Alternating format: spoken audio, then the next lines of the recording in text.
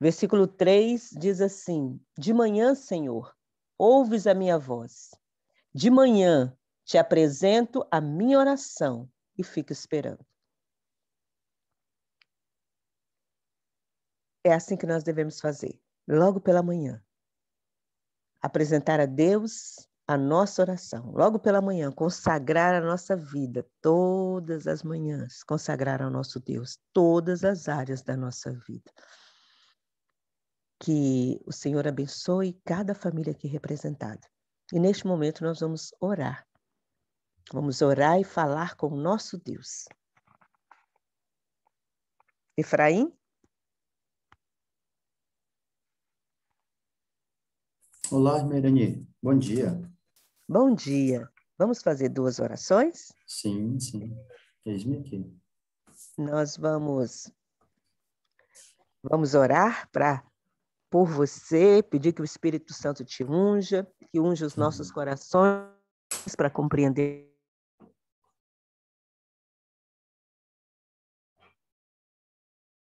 Não estou conseguindo ouvir, irmã Irani.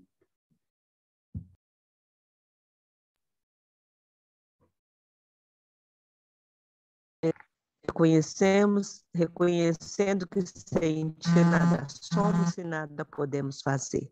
Pedimos que o Senhor perdoe os pecados do teu povo, perdoe os nossos pecados, lava-nos, purifica-nos com o sangue de Jesus.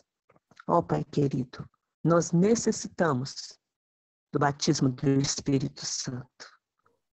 Converte-nos a Ti. A Tua palavra diz que se o Senhor nos libertar, verdadeiramente, queremos ouvir a Tua voz. Pedimos que o Senhor unja poderosamente aos nossos corações. Faça do Efraim, Senhor, um instrumento em Tuas mãos. Seja com cada pessoa que aqui está. Abençoe-nos. Nós oramos em nome de Jesus. Amém.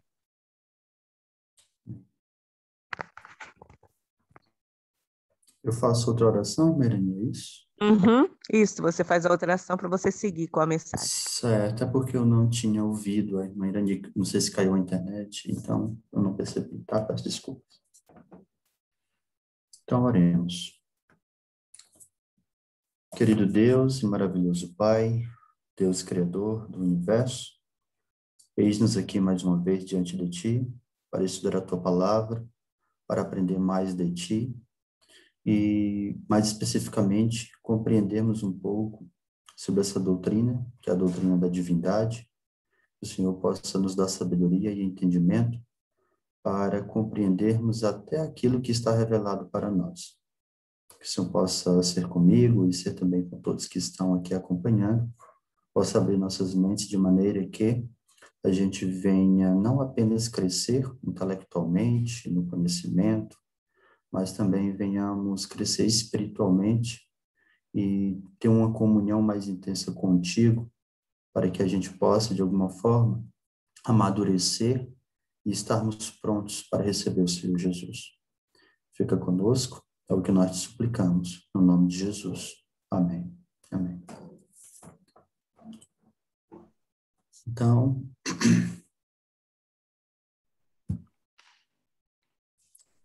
pronto? Estão me ouvindo aí?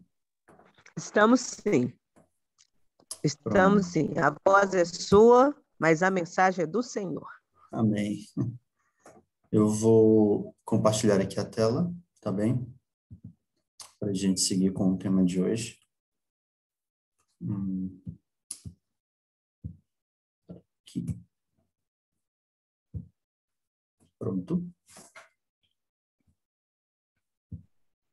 Pronto.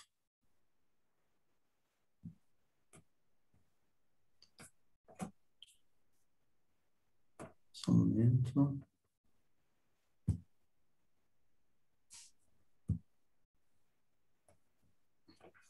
Pronto. Então, bom dia mais uma vez a todos os meus irmãos e as minhas irmãs que estão aí, nos acompanhando desde ontem, não é? Nesse estudo, mais especificamente, que tem como título A Plenitude da Divindade e o Grande Conflito. Ontem nós estudamos os primeiros ventos, né? Os primeiros ventos de doutrina que sopraram na igreja no primeiro século.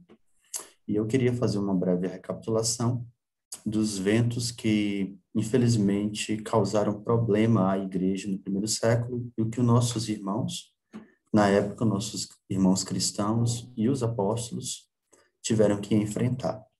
Nós vimos ontem um grupo que se levantou, um grupo de judaizantes chamados de ebionitas, né? Eles acreditavam que Jesus era um filho natural de José e de Maria, e que ele foi, de alguma forma, batizado como filho de Deus por ocasião de seu batismo no Rio Jordão por João Batista.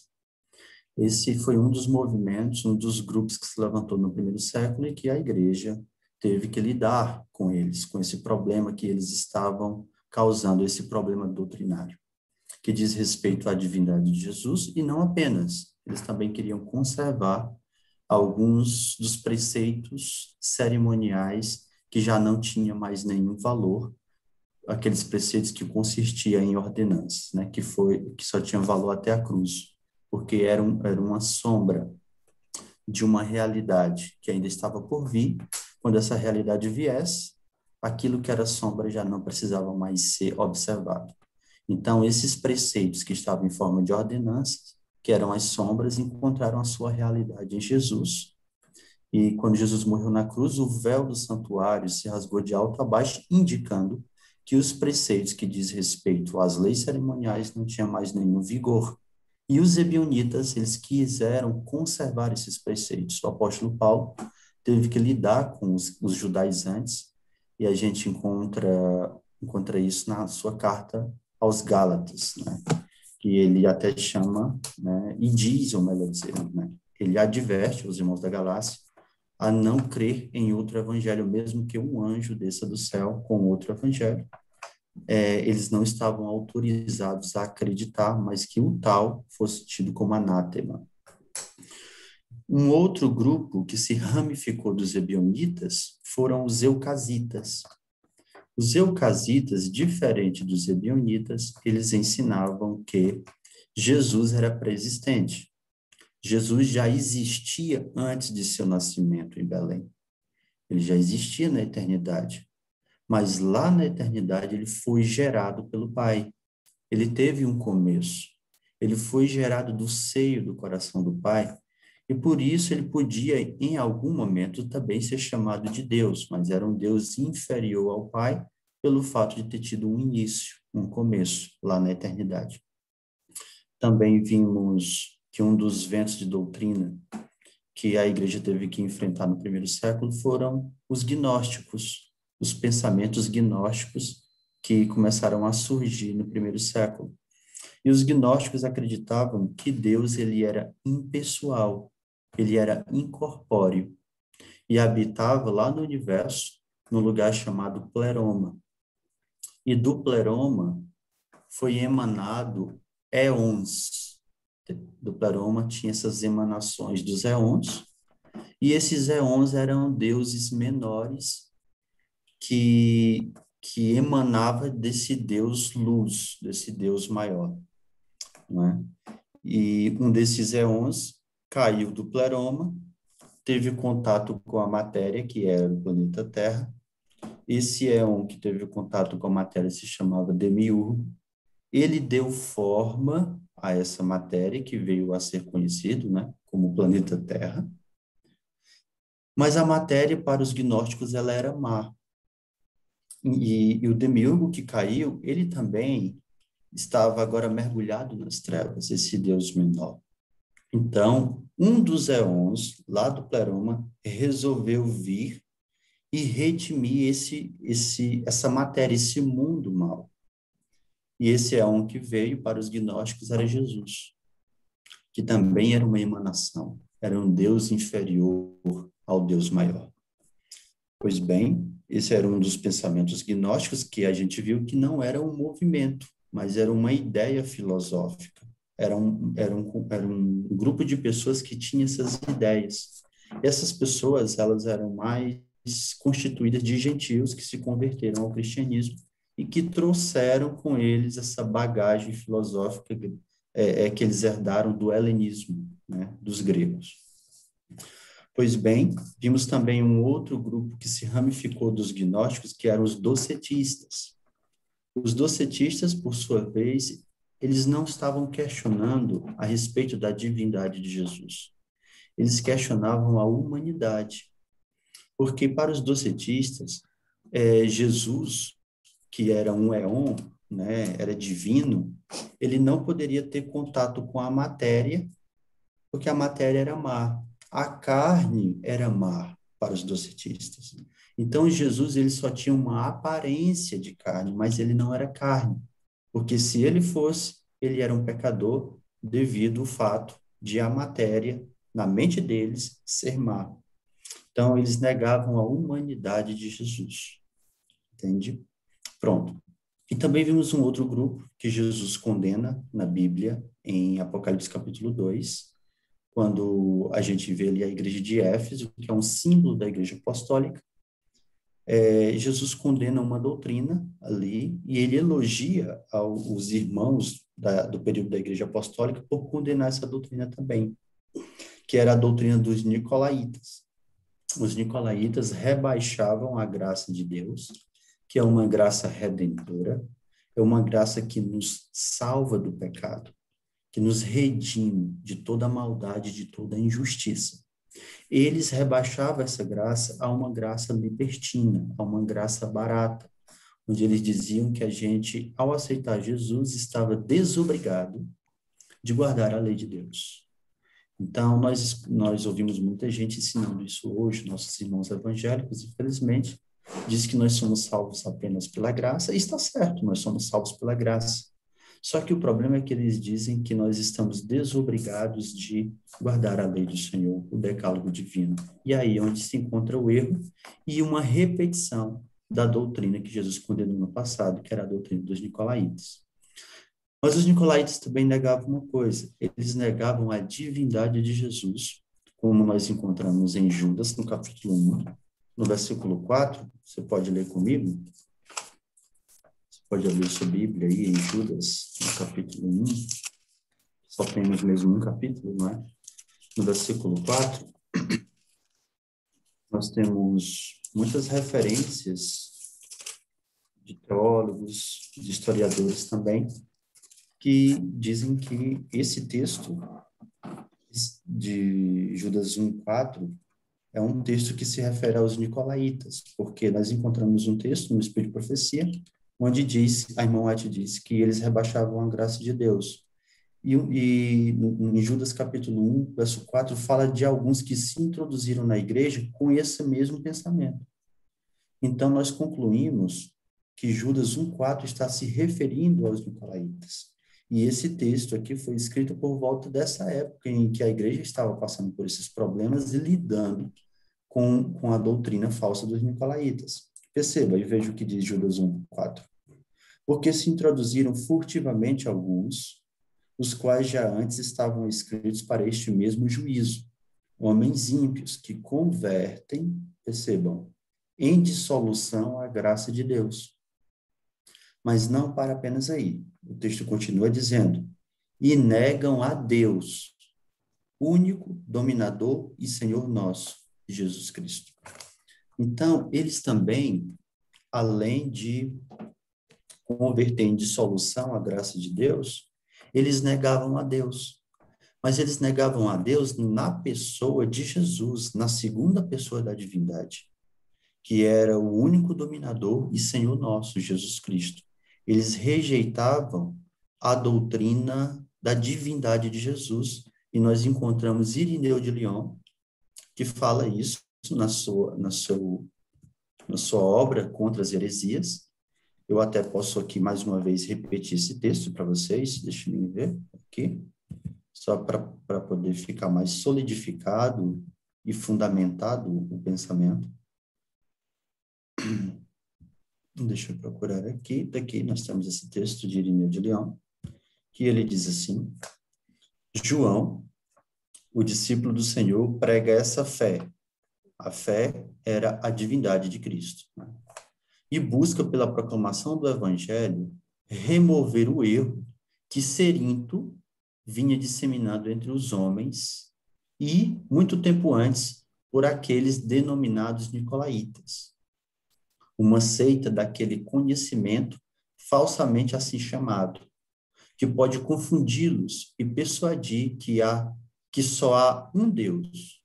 A declaração de que há apenas um Deus está correta. Só que os nicolaítas diziam que era só uma única pessoa que fazia parte da divindade, o qual criou todas as coisas mediante a sua palavra. Então, assim, não cremos que era apenas uma única pessoa. Nós acreditamos que a divindade é uma, mas ela é composta por 3 pessoas. Não são 3 divindades, porque se fosse 3 divindades, nós também cairíamos num outro erro chamado triteísmo, que é a crença em 3 deuses distintos. Então, eu queria até dizer para os irmãos, para as irmãs, assim, nunca diga que nós cremos em 3 deuses, porque isso não é assim. Nós cremos em um Deus, em uma única divindade.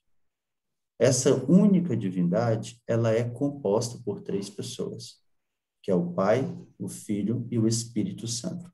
São pessoas distintas que fazem parte de uma única divindade. É uma única essência divina que os 3 compartilham. Pois bem, então voltando para o slide, que eu já estava para começar, eu acho que já deu para entender, né, o que a gente falou ontem, na recapitulação que eu dei agora. Só que tem uma coisa que eu esqueci de falar ontem, porque eu estava mostrando para vocês os ventos de doutrina que sopraram na igreja no primeiro século, e eu estava dizendo o que eles ensinavam, o que eles acreditavam, o que esses movimentos que se levantaram estavam pregando e ensinando, porque eles estavam, como a gente leu, cansados das tão repetidas verdades e estavam em busca de uma coisa nova. Mas uma coisa que eu esqueci de dizer foi, e os apóstolos acreditavam no quê? Qual era o pensamento da Igreja Apostólica? Eu gosto muito de um texto que está em 1 João, no capítulo 5, versículo 7, que resume qual era o pensamento dos apóstolos a respeito da divindade triuna. A questão é que esse texto que eu vou ler agora na Bíblia, 1 João, capítulo 5, versículo 7, é um texto que muitas pessoas colocam em causa. Eles dizem que não está nos textos originais. E quem é que diz isso? É os movimentos antitrinitarianos e muitos irmãos adventistas também dizem isso. Muitos teólogos adventistas. Porque é o seguinte, existe uma guerra no meio do cristianismo sobre 2 versões da Bíblia. E a história das 2 versões. Uma veio de Alexandria e outra veio de Antioquia. Uma é conhecida mais no nosso tempo como o texto crítico e o outro é conhecido como textos receptos. Quem tem a Bíblia João Ferreira de Almeida atualizada, eu quero dizer para você o seguinte, a sua Bíblia, que é de João Ferreira de Almeida atualizada, ela é um texto, é uma Bíblia que faz mais jus ao texto crítico de Alexandria. Quem tem a Bíblia King James em português, eu falo a Bíblia King James de 1611, ou quem tem a Bíblia João Ferreira de Almeida corrigida fiel, essas 2 versões em português, que eu creio ser as melhores, elas são da família do texto recepto. E na família do texto recepto, tem o texto de 1 João 5,7. Na família das Bíblias de Alexandria, não tem o texto de 1 João 5,7, porque em Alexandria foi o berço de onde surgiu muitas ideias, muitos pensamentos que, infelizmente, não está de acordo com a Bíblia, rebaixam muitas doutrinas bíblicas. E lá, como havia muitos teólogos cristãos, e eles eram gentios, né, eram lá do Egito, eram de Alexandria, eles tentaram misturar de alguma forma os seus pensamentos filosóficos, e também alguns aspectos do paganismo de onde eles vieram, com o cristianismo que eles agora estavam aceitando. E, infelizmente, eles começaram a modificar, quando eles faziam uma cópia do texto bíblico, eles acabavam inserindo, infelizmente, alguns de seus pensamentos. E acabava também por tirar algum texto, modificar algum texto que ia contra o seu pensamento. E eu posso até dar um exemplo disso. Eles negavam, uma boa parte deles, a divindade de Cristo, como nós cremos hoje. Nós cremos na divindade de Jesus. E os apóstolos também criam, e os discípulos dos apóstolos que mantiveram a doutrina pura por muitos anos também acreditavam assim, na divindade de Jesus. Mas os de Alexandria sempre debatiam sobre a humanidade e sobre a divindade de Jesus, e acabavam por surgir pensamentos que não eram de acordo com as Escrituras. Eu quero dar um exemplo para vocês. Se você tem aí a Bíblia João Ferreira de Almeida atualizada, que é do texto alexandrino, que é o texto que veio lá de Alexandria, né, no Egito. Lá em 1 Timóteo, você pode abrir sua Bíblia aí agora para conferir. 1 Timóteo. Também estou abrindo aqui. E você que tem a Bíblia João Ferreira de Almeida, corrigida fiel, também pode abrir. Em 1 Timóteo, no capítulo 3, no versículo 16. A minha Bíblia, vocês podem ver aqui, é a João Ferreira de Almeida, corrigida fiel. Tem até escrito aqui, ó, Almeida, corrigida fiel, com a assinatura de João Ferreira de Almeida. E tem aqui escrito também atrás, essa palavra é fiel. E a minha Bíblia é da versão do texto Receptus, que veio de Antioquia, onde foi preservado cópias dos textos originais do Novo Testamento. E aqui em 1 Timóteo, no capítulo 3, no versículo 16, diz assim: E sem dúvida alguma, grande é o mistério da piedade. Deus se manifestou em carne, foi justificado no Espírito, visto dos anjos, pregado aos gentios, crido no mundo, recebido acima na glória. Perceba que a minha versão diz que Deus se manifestou em carne. Isso faz eco ao texto de João capítulo 1, onde João diz que no princípio era o verbo estava com Deus e o verbo era Deus. E no versículo 14, João diz que o verbo se fez carne e habitou entre nós. E quem foi o Deus que se fez carne? Foi Jesus Cristo, a segunda pessoa da divindade. Só que no texto alexandrino, no texto das Bíblias de hoje, que é a João Ferreira de Almeida atualizada, eles tiraram a palavra Deus e colocaram aquele que se manifestou em carne, foi justificado em espírito, e etc, e etc. Alguém pode dizer, mas irmão Efraim, a gente já sabe que aquele é Jesus. É verdade, a gente já sabe. E eu vou dizer uma coisa para vocês. Tanto numa versão da Bíblia como na outra, você pode encontrar Cristo e encontrar a salvação. Estudar e encontrar Jesus. Mas no texto, que é mais fiel aos originais, você entende mais a respeito de Jesus. Entende a sua divindade, sua humanidade e a sua missão. Entende? Então, assim, eu aconselho os irmãos a adquirir a Bíblia Almeida Corrigida Fiel ou a Bíblia King James de 1611, porque faz jus ao texto de Antioquia, que era onde tinha cópias originais dos textos do Novo Testamento. Outro exemplo, você conhece um texto na Bíblia onde o apóstolo Paulo fala que ele esmurra o seu corpo para reduzir a servidão, para que ele, pregando aos homens, ele mesmo não venha ser reprovado. Da onde é que a gente... da onde que vem essa ideia de esmurrar o corpo, de se flagelar à servidão? A gente vê isso no catecismo.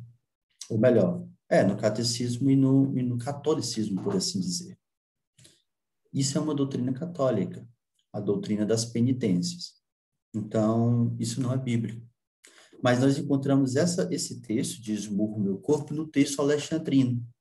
Já no texto de Antioquia, lá tem um texto que diz, o mesmo texto diz, eu reduzo, eu subjugo o meu corpo à servidão, para que pregando aos outros eu mesmo não venha ser reprovado. Entende?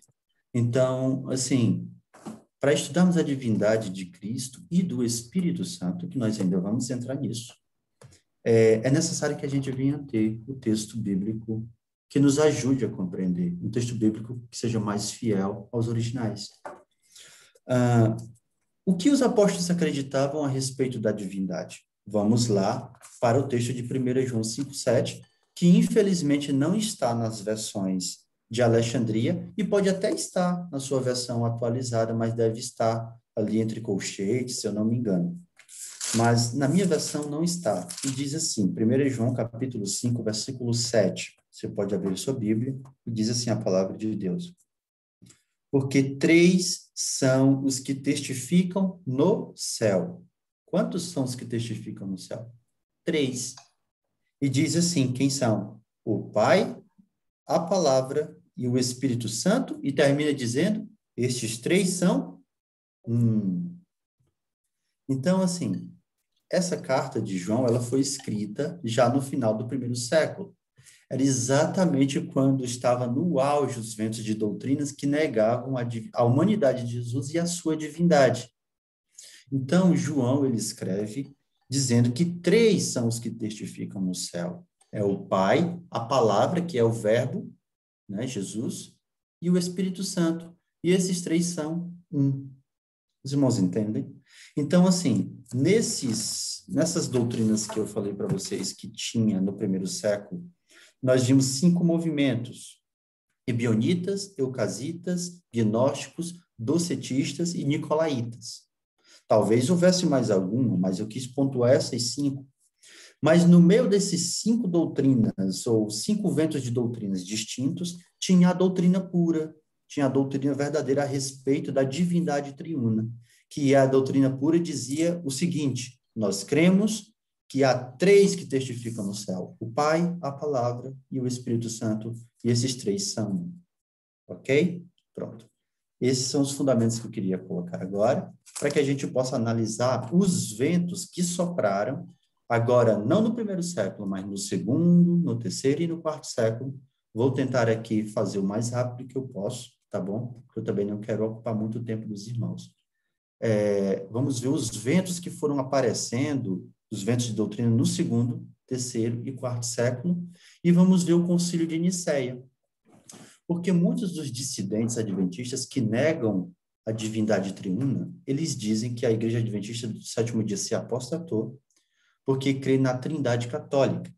E eles dizem que a Trindade Católica, o conceito trinitariano católico, ele surgiu no Concílio de Nicéia no ano 325. E é verdade, teve um concílio de Nicéia, na cidade de Nicéia, no ano 325. Mas a questão é, nós, adventistas do sétimo dia, acreditamos no credo niceno, no credo católico de Nicéia? Ou o nosso conceito da divindade é diferente? Esse aqui é o ponto. Quem está mais perto de Babilônia? Somos nós, adventistas do sétimo dia, ou são os que se retiraram de nós, acusando a igreja de Babilônia? Porque eu quero adiantar uma coisa para vocês. Os irmãos que saíram do nosso meio e que formam hoje movimentos dissidentes, negando a doutrina do Deus triuno, eles dizem o seguinte, que o Espírito Santo, ele é o mesmo Jesus Cristo. O Espírito Santo é Jesus, e em algum momento o Espírito Santo é um poder, em algum momento o Espírito Santo é um fogo, em algum momento o Espírito Santo é o dedo de Deus, e etc. E em algum momento eles também chegam a dizer que o Espírito Santo é a força ativa de Deus, que é como nossos irmãos testemunhos de Jeová creem. Eles também dizem que Jesus teve um início, Ele foi gerado. Eles não usam a expressão criado. Eles usam a expressão gerado, porque há uma diferença para eles entre criado e gerado. Então, Jesus foi gerado nos séculos passados da eternidade. E que Deus, o Pai, sempre existiu. É isso que os dissidentes adventistas do sétimo dia creem, né? Eu falo adventista do sétimo dia, dissidentes adventistas do sétimo dia, porque alguns ainda guardam o sábado, alguns ainda são vegetarianos e etc. Mas, infelizmente, uma doutrina impura corrompe todo o movimento. E a gente sabe, pelo menos eu, que já lidei com alguns, que eles não param apenas ali. Eles negam uma coisa, aí depois vão e negam outra, negam outra, negam outra, e aí acaba se tornando uma igreja totalmente diferente, um movimento totalmente distinto do Adventismo. Pois bem, então vamos lá. Quero aqui passar o slide. Então vamos começar. Nós podemos classificar as muitas compreensões errôneas sobre a pessoa de Cristo, já amplamente espalhadas no segundo século, em dois grupos principais: os marcionitas e os gnósticos. A gente já viu que no primeiro século os gnósticos apareceram, mas no segundo século eles continuam ainda causando problemas. Só que no segundo século surge um movimento diferente, que veio a ser conhecido como marcionitas. Que movimento era esse? Eu queria que ler e que os irmãos acompanhassem, não é? Marcion, aqui nós temos uma gravura de Marcion, que viveu do ano 85 até o ano 160 depois de Cristo. Ele foi um proprietário de navios comerciais que nasceu e cresceu no Ponto, próximo ao Mar Negro. Em meados do segundo século, lá por volta do ano 142, ele apareceu em Roma como um crente em Cristo. Ele aparece lá em Roma como um cristão. Aparentemente, ele havia vendido a sua empresa marítima e doado o resultado da venda à igreja em Roma. Seguindo o exemplo da igreja primitiva, retratado em Atos, né, que a gente vê lá em Atos capítulo 15, o Concílio de Jerusalém, onde foi estabelecida algumas doutrinas fundamentais para que o gentio que acreditasse em Jesus passasse a viver daquela maneira, seguindo aquelas doutrinas, né? Se abstendo da idolatria, se abstendo das carnes oferecidas a ídolos e etc. Ele começou a viver assim, né? Marcion conseguiu grande influência junto à Igreja de Roma de duas maneiras. Como patrono, assistiu à igreja com sua riqueza e influência. Ele começou a fazer doações, começou a ajudar a igreja. E, ao mesmo tempo, revelou-se fervoroso líder religioso. Eu não sei se Marcion, logo no início, começou a pregar, mas eu sei que ele começou a desenvolver um pensamento e começou, posteriormente, a disseminar esse pensamento. Mas, enfim, ele se destacou por ser rico e ajudar a igreja e também por ser um líder fervoroso. Continuando, Marcion fazia distinção entre Cristo e o Deus do Antigo Testamento, retratando este último, o Deus do Antigo Testamento, Marcion fazia distinção entre Cristo e o Deus do Antigo Testamento, retratando este último como uma divindade justa, mas incompetente. O Deus do Antigo Testamento era justo, mas incompetente na visão de Marcion, que atuara como criador do mundo físico mau. Marcion sugeria que este Deus doador da lei, o Deus de crua justiça, que exigia olho por olho e dente por dente, era incapaz de oferecer amor, ou graça, ou salvação. Cristo, por outro lado, representava uma divindade muito mais elevada. Marcion retratava Cristo como Deus de amor e graça, capaz de perdoar e oferecer a salvação. Em resumo, Marcion acreditava que o Deus do judeu era uma pobre divindade manquejada, ao passo que Cristo era um bom e salvífico Deus, completamente independente do Deus do Velho Testamento e a ele superior. Então, na visão de Marcion, assim, existia dois deuses, duas divindades distintas. Não acreditamos assim. Que também só queria aqui abrir um parênteses e já eu fecho. É só para dizer uma coisa. Eu, Efraim, eu não acredito nos ventos de doutrinas que sopraram na igreja no passado, que rebaixam a pessoa do Espírito Santo e a pessoa de Jesus, reduz a divindade de ambos a nada. Eu não acredito nisso, tá? Eu estou explicando e ensinando o que era ensinado por esses movimentos do passado. Eu acredito, como os apóstolos, que três são os que testificam no céu: o Pai, a Palavra e o Espírito Santo. Estou só deixando isso muito claro, para que não haja confusão, tá bem? Porque eu sei que vocês já devem ter ouvido alguns a dizer que o Espírito Santo era como um cheiro, como um sopro, e eu não sei se ainda ouviram a respeito da divindade de Jesus, mas dizer que ele já foi gerado ou criado na eternidade. Eu não creio assim, eu sou adventista como vocês, estamos aqui para poder aprender e resolver a questão daqueles que negam a divindade de Cristo e do Espírito Santo, ok? Feche agora parênteses e vamos voltar aqui para o estudo. Em resumo, Marcion acreditava, não é, que o Deus do judeu era uma pobre divindade, porque ele dizia assim, aquele Deus do Antigo Testamento, ele é um Deus justo, mas é um Deus sem amor. É um Deus que ensinou que era olho por olho e dente por dente. Já o Deus do Novo Testamento era um Deus pacífico, era um Deus misericordioso. Então, ele fez a distinção entre o Deus do Antigo Testamento e do Novo e chegou à conclusão de que existia dois. E isso é um erro, chamado de biteísmo, é o biteísmo pagão. O triteísmo é a crença em três deuses distintos. O biteísmo é a crença em dois. Nós somos monoteístas, nós acreditamos em uma única divindade. O que acontece é que essa divindade que nós cremos, ela é composta por três pessoas distintas. Não são três divindades distintas, mas uma única divindade composta por três pessoas distintas. Pois bem, vamos continuar.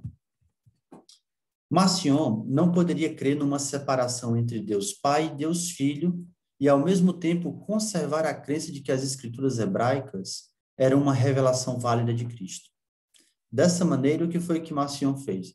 Rejeitou o Antigo Testamento e considerou uma forma de escritura inferior àquela que revelava o novo Deus, que era Cristo, o Deus misericordioso. Marcion cria que as escrituras hebraicas pertenciam ao Deus inferior, ao passo que as novas escrituras, contendo muito do que hoje conhecemos como o Novo Testamento, era uma acurada representação de Cristo, o Deus da salvação e amor. Uma vez que os evangelhos retratam a Cristo como intimamente relacionado com o Pai, que nós encontramos, por exemplo, no Novo Testamento, Jesus dizendo, eu e o Pai somos um. E a gente vê ali uma relação muito próxima e muito íntima entre a segunda pessoa da divindade, que é Jesus, e o Pai. Então, quando Marcion percebeu isso, né, que os evangelhos retratam a Cristo como intimamente relacionado com o Pai, que é o Deus do Antigo Testamento, Marcion também teve de rejeitar muito do que está escrito nos evangelhos. Ele fez isso. De fato, ele aceitou como escrituras apenas partes do Evangelho de Lucas e algumas cartas de Paulo, eliminando qualquer referência ao Pai. A lista de Marcion, embora pudesse ser inteiramente inaceitável a muitos cristãos, é o mais antigo cânon que agora possuímos das escrituras cristãs.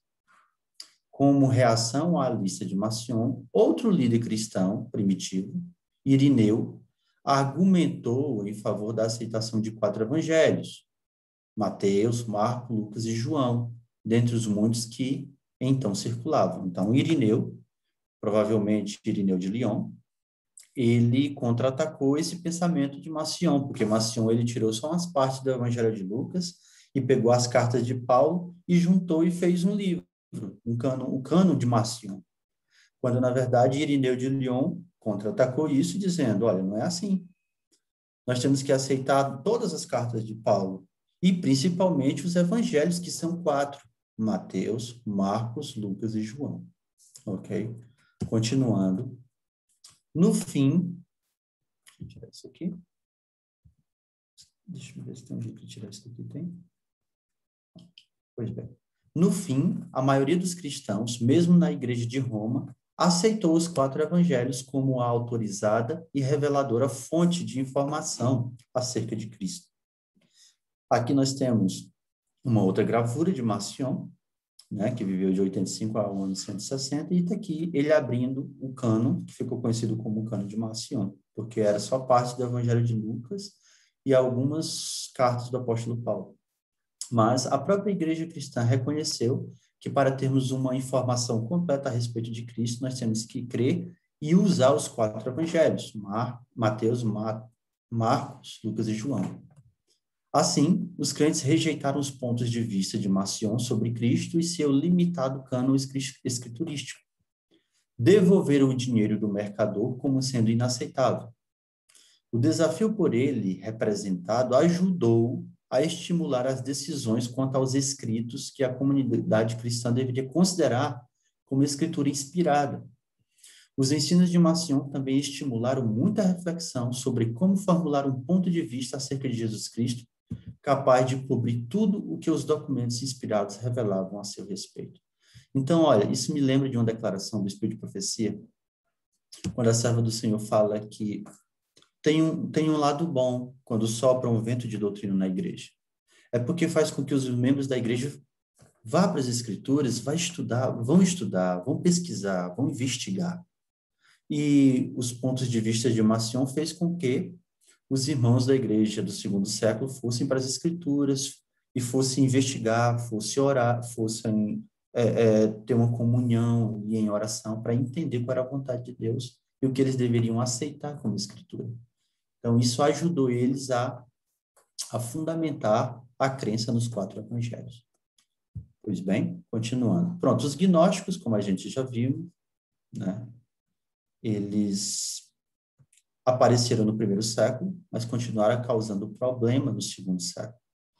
Era o grande desafio à compreensão cristã de Jesus Cristo. Não, outro grande desafio à compreensão cristã de Jesus Cristo proveu dos muitos diferentes grupos gnósticos, de dentro e em torno do judaísmo e do cristianismo durante o 2º século. Então, como a gente já viu ontem, e hoje também na recapitulação, nós podemos definir o gnosticismo como uma filosofia religiosa que acreditava no Deus último vivendo no mais elevado dos céus e cujas emanações eram deuses menores vivendo em céus inferiores. Não vou aqui me demorar explicando de novo a respeito dos gnósticos, mas ali no 2º século, o principal promulgador da doutrina gnóstica foi Valentim, que é conhecido como o grande mestre gnóstico, que viveu ali do ano 100 até o ano 160 depois de Cristo. Pronto, isso aqui é muito importante os irmãos perceber esse vento de doutrina que sobrou também no 2º século. Porque quando a gente chegar na Igreja Adventista do 7º dia, quando durante os nossos estudos a gente estudar sobre como se desenvolveu o pensamento do Deus Triuno na Igreja Adventista do 7º dia, nós vamos nos deparar com alguns textos dos pioneiros da nossa igreja. E eles rejeitam lá uma trindade em seus textos. Mas a questão é, qual é o conceito trinitariano que os pioneiros rejeitavam? Inclusive é um subtítulo de um dos nossos estudos que vamos ter mais à frente. E a gente tem que agora perceber qual é esse vento, eu acho ele muito interessante, porque o que os pioneiros rejeitavam era um conceito trinitariano muito parecido do conceito modalista, ou modalismo, que surgiu no 2º século, através de um homem chamado Noeto de Esmirna, temos aqui uma gravura de Noeto de Esmirna, e que foi amadurecido no 3º século por um homem chamado Sabélio, de maneira que essa doutrina ficou conhecida como sabelianismo. Mas vamos aqui então. Ainda no 2º século, nós encontramos já uma outra tendência teológica denominada modalismo, que, tentando proteger e salvar a ideia de que Deus é um, sempre foi essa a ideia, irmãos. era defender que Deus é um. E, inclusive, se usam muitos textos, como, por exemplo, um que alguém até leu ontem, de João capítulo 17, versículo 3, que diz que a vida eterna é esta, que te conheçam a ti só como o único Deus verdadeiro e a Cristo Jesus a quem enviaste. Pegam essa parte do texto, o único Deus verdadeiro, para dizer que Deus, a divindade é constituída apenas por uma pessoa. Sempre foi essa ideia, tentar defender a unicidade da divindade. Mas nessa tentativa de defender, acaba criando outras teorias que não são bíblicas e são aberrantes. Uma delas foi essa, do modalismo, que propõe a negação da distinção real entre as pessoas divinas do Pai e do Filho. Ou seja, o Pai e o Filho não são pessoas distintas, de acordo com o modalismo de Noeto. Vou falar de novo. O Pai e o Filho não são pessoas distintas, de acordo com o modalismo de Noeto. Eles são, então, o quê? Eles são a mesma pessoa. Isso não é bíblico. Tem vários textos bíblicos que jogam essa verdade por terra. Ou melhor, essa verdade não, essa mentira, esse erro por terra. Diz assim: o filho seria uma forma ou um modo do pai, não sendo, portanto, uma pessoa distinta. O filho seria, de outro modo, apenas uma maneira de o pai se manifestar. O modalismo era, na verdade, uma reação contra os muitos deuses gnósticos e os dois deuses de Marcion. Os gnósticos acreditavam nos éons que emanavam do pleroma, e esses éons eram vários deuses menores, deuses distintos. Marcion acreditava em dois deuses, o Pai, no Antigo Testamento, e o Filho, no Novo Testamento. O Deus do Antigo Testamento, que ele considerava um Deus mau, né? Marcion cria assim, e Cristo um Deus de amor. Então, assim, o modalismo tentou resolver essa questão dizendo, não, o Pai do Antigo Testamento é o mesmo Filho do Novo. Só existe uma pessoa. Essa única pessoa, ela era o Pai no Antigo Testamento e ela encarnou se fazendo filho no Novo. Esse era o pensamento modalista de Noeto.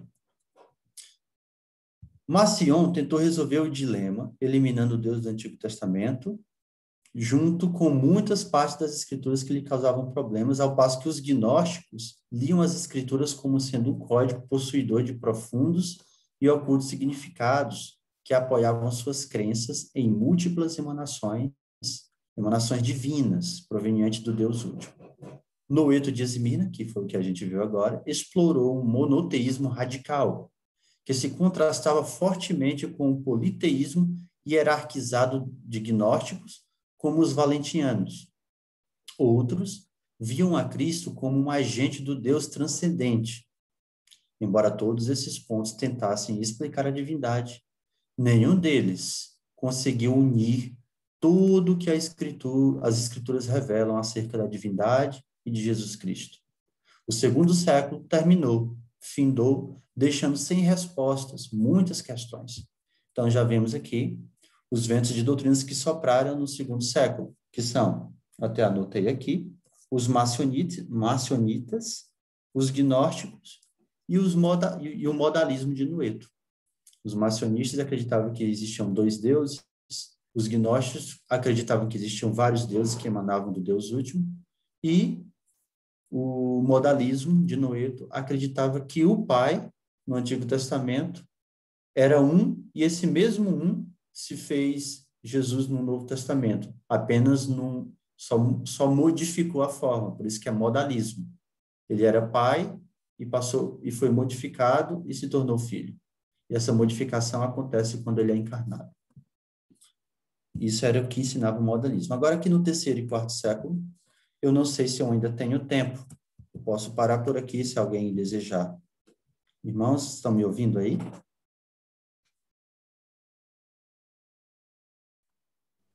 Estamos ouvindo, sim. Estamos sim, Efraim. Então, eu não sei se eu estou autorizado a terminar a parte do terceiro e quarto século ou paro por aqui. Por mim, pode continuar. Pode continuar, Efraim. Tenho medo de estar cansando os irmãos, porque são muitas informações históricas. Isso daqui, irmãos, é muito importante. Eu sei que alguns estão ansiosos para a gente estudar sobre a questão do Espírito Santo, aprofundar mais isso, e também a questão da divindade de Jesus. Mas tendo isso aqui como fundamento, fundamento histórico, e os ventos de doutrina que já sopraram no passado, vocês vão entender melhor quando a gente for estudar os ventos de doutrina que sopram no presente. Vocês vão ver o paralelismo que há. Então, assim, posso continuar, não é? Sim, pode continuar. Fica à vontade. Tudo bem, então. Então, agora já vai entrar o Espírito Santo, aqui no terceiro e quarto século. Ok? Então, vamos aqui. No terceiro século, né, nós agora já estamos no terceiro, há uma retomada do pensamento modalista, como eu falei agora há pouco, por um teólogo chamado Sabélio. O modalismo de Noeto dizia que Deus era apenas um e ele era o Pai no Antigo Testamento e o Filho no Novo. Já Sabélio, ele estendeu mais o pensamento. Ele disse que o Pai era um, repetindo ainda o pensamento de Noeto, que ele era o Pai no Antigo Testamento, o Filho no Novo e o Espírito Santo depois do Pentecostes. Então, o Pai se manifestou de três formas diferentes. O Deus único se manifestou de três formas diferentes. Esse é o pensamento de Sabélio, que não só afirmava que o Filho era uma modalidade de manifestações, ou melhor, de manifestação de Deus, mas estendeu tal raciocínio também ao Espírito Santo. Este também é apenas uma manifestação de Deus e não uma pessoa distinta do Pai e do Filho. Dessa forma, ele desenvolveu suas ideias como reação ao triteísmo, que era uma tendência que via o Pai, o Filho e o Espírito Santo como três deuses separados. Eu vou repetir uma coisa que eu falei agora há pouco. Nunca diga para alguém que nós, adventistas do sétimo dia, acreditamos em três deuses, porque isso é paganismo, que era conhecido como triteísmo, ok? A crença em três deuses distintos. Nós cremos em uma única divindade, somos monoteístas. Essa divindade ela é composta por três pessoas. Então, Sabélio, tentando contra-atacar o triteísmo, a crença em três deuses distintos, ele disse, não, Deus é apenas um, é só uma pessoa, mas ele se manifestou de três formas diferentes, assumindo modos, formas diferentes através da história. Por isso que veio a ser conhecido como modalismo. Ele também argumentou que, uma vez que existia somente um Deus retratado nas Escrituras sob três formas diferentes, então os três devem ser consecutivos. Ou seja, primeiro é o Pai, depois o Filho, depois o Espírito Santo.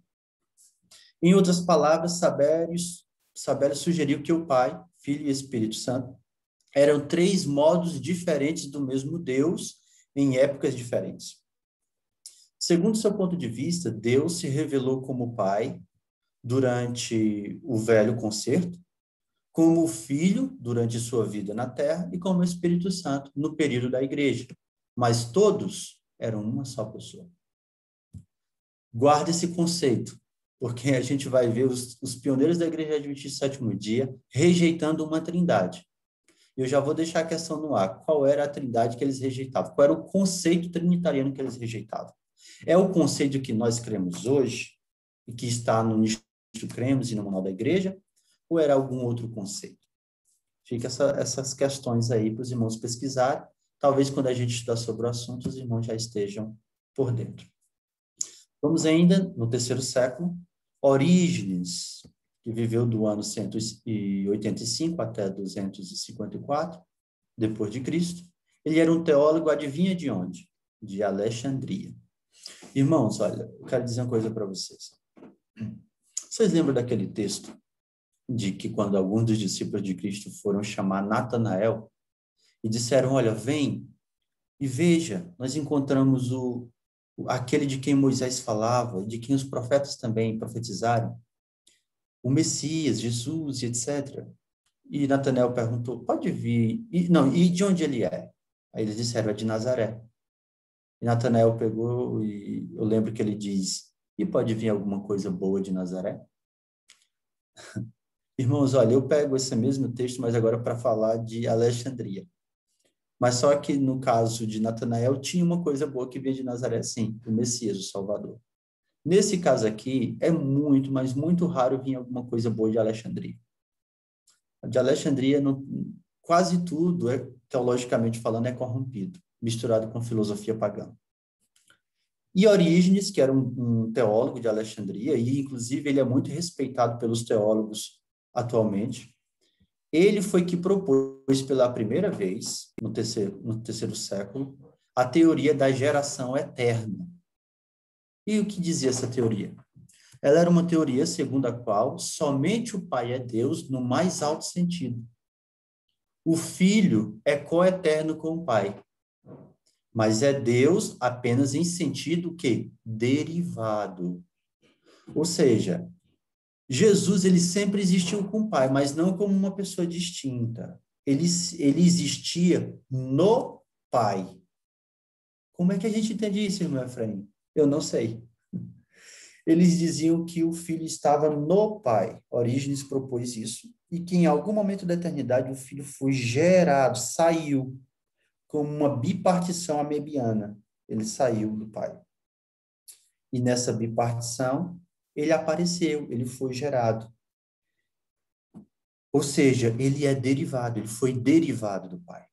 Orígenes concluiu que o Filho não é Deus no sentido primário e absoluto, mas Deus apenas em virtude de lhe ter sido comunicado um tipo secundário de divindade, que poderia ser chamado de Theos, né, um termo grego, que significa Deus. Assim, Cristo estaria no meio termo entre as coisas criadas e as incriadas. E o meio termo seria o quê? Gerado. Ok?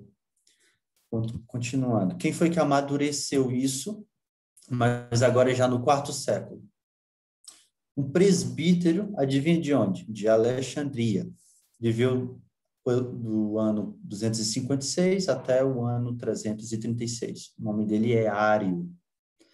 E os que creem nos seus pensamentos a respeito da divindade de Jesus ficaram conhecidos como arianos, né? E o pensamento, a ideia é o arianismo. Diz assim, no início do quarto século, Ário, um presbítero da igreja de Alexandria, ele adotou a teoria que foi proposta por Orígenes, que até então era uma teoria que Orígenes propôs, a teoria da geração eterna.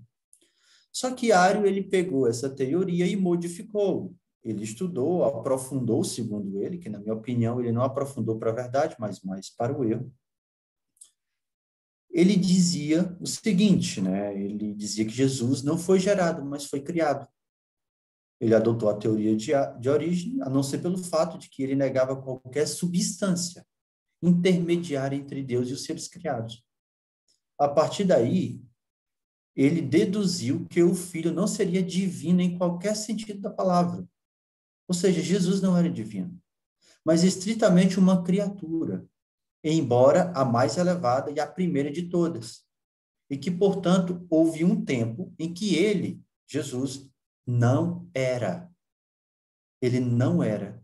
Então, aqueles textos bíblicos que a gente aplica a Jesus, por exemplo, Apocalipse capítulo 1, versículo 8, a gente pode ir aqui, Apocalipse capítulo 1, versículo 8, e diz assim, que Jesus diz, né, eu sou o Alfa e o Ômega, o princípio e o fim, diz o Senhor, que é e que era e que há de vir, o Todo-Poderoso. Então, esse texto e outros similares, que diz que Jesus ele era e continuará a ser, Ário ele jogava esses textos por terra. Jesus, ele não era, ou seja, ele não existiu desde a eternidade. Ele teve um começo. Ele foi uma criatura, embora, segundo ele, a primeira de todas e a mais elevada. E para defender isso, ele também usou um texto de Apocalipse 3, versículo 14, que diz assim, e ao anjo da igreja de Laodiceia escreve, isto diz o Amém, a testemunha fiel e verdadeira, o princípio da criação de Deus. Então, ele usava esse texto Também um outro que nós encontramos em Colossenses, que fala que Jesus é o primogênito de toda a criação, para dizer que Jesus foi o primeiro a ser criado. Lá nas eras passadas da eternidade, antes de criar os anjos, Jeová, o Deus Todo-Poderoso, criou Jesus. Para ensinava que há apenas um ser a quem pode ser atribuída uma existência atemporal. O Pai. Né? Ele cria que o Pai criou o Filho do nada. Se o Filho foi criado do nada, então o Filho não possuía a substância divina do Pai. Já o semi-arianismo, que a gente vai ver mais na frente, eles dizem que o Pai não criou Jesus do nada, mas, como Orígenes ensinava, Jesus foi gerado, saiu do Pai. E ao sair do Pai, Jesus levou com ele a substância divina de Jeová, a substância divina do Pai. E por isso ele também pode ser Deus divino. Mas para Ário, não. O Filho não saiu do Pai, o Filho veio do nada. O Pai o criou talvez com o poder da sua palavra. Então ele cria assim, e que o Filho não existia antes de sua geração por um ato da vontade do Pai. Só que essa geração não é uma geração que o Filho sai do Pai, mas é uma geração que o Pai falou e o Filho veio a existir. Para Ário, Cristo era simplesmente o mais exaltado de todos os seres criados. Enfim, Ário começou com esses pensamentos e gerou um grande problema no quarto século. Um grande problema. E começou a ter um debate entre Ário, o presbítero de Alexandria, contra Alexandre, que era o bispo de Alexandria. Alexandre acreditava que Jesus foi gerado, tinha um pensamento mais original, mais parecido com o de Orígenes do segundo século, do terceiro século, por assim dizer. Enquanto que Ário acreditava que Jesus foi criado. Então houve o debate. Os arianos contra Alexandre e Atanásio, teólogo de Alexandria. Esse debate fez com que houvesse uma reunião na cidade de Nicéia, que ficou conhecido mundialmente naqueles dias e hoje também, através da história, como o Concílio de Nicéia, onde foi reunido vários bispos de várias partes do mundo para discutir a questão a respeito da divindade de Jesus, as ideias propostas por Ário e aquilo que era defendido majoritariamente naquela época por Alexandre e por outros também, outros teólogos. Então, ele diz assim, a orgulhosa unidade do romanismo foi gloriosamente exibida pelos diversificados concílios e confissões do quarto século. Nisso, o papado, como em todas as outras ocasiões, eclipsou o protestantismo inventando credos. Através desses concílios, começou a surgir os credos. O que é o credo? É uma doutrina estabelecida.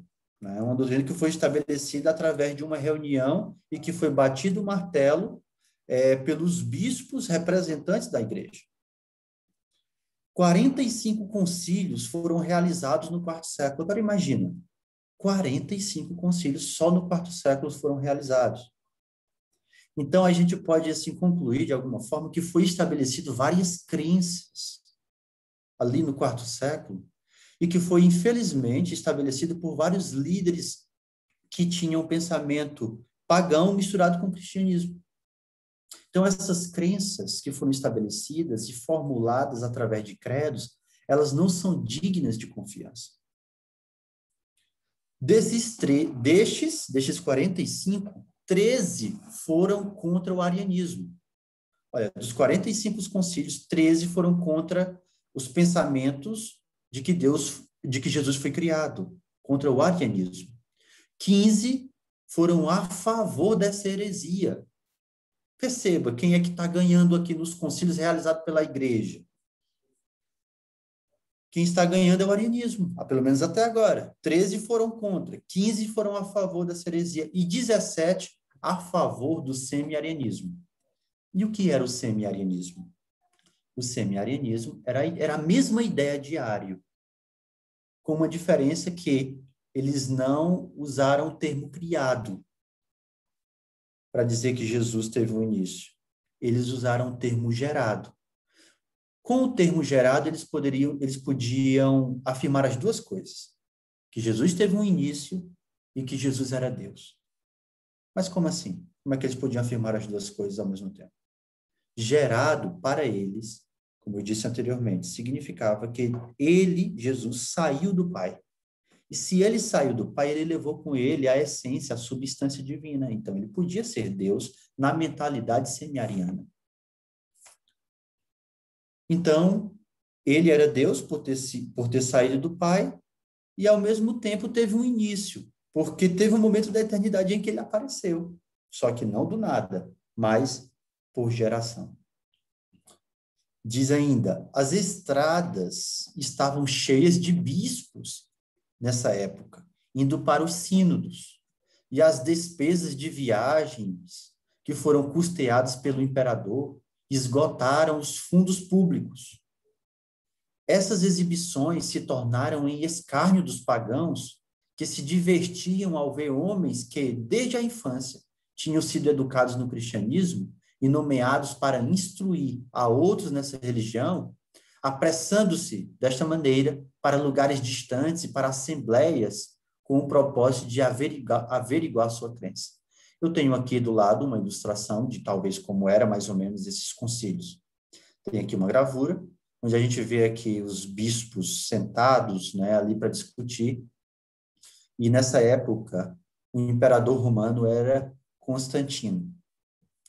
Então, vamos aqui. O que o concílio de Nicéia, no ano 325, conseguiu foi a rejeição dos pontos de vista de Ário.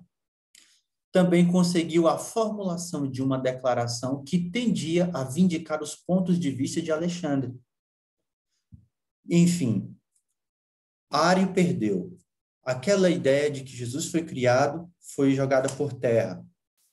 E a que se sobressaiu foram as ideias semi-arianas, o ponto de vista de Alexandre. Quem foi que formulou o credo o credo de Nicéia? Foi um homem chamado Eusébio de Nicomédia, que a irmã White menciona ele no livro Grande Conflito e o chama de adulador de Constantino.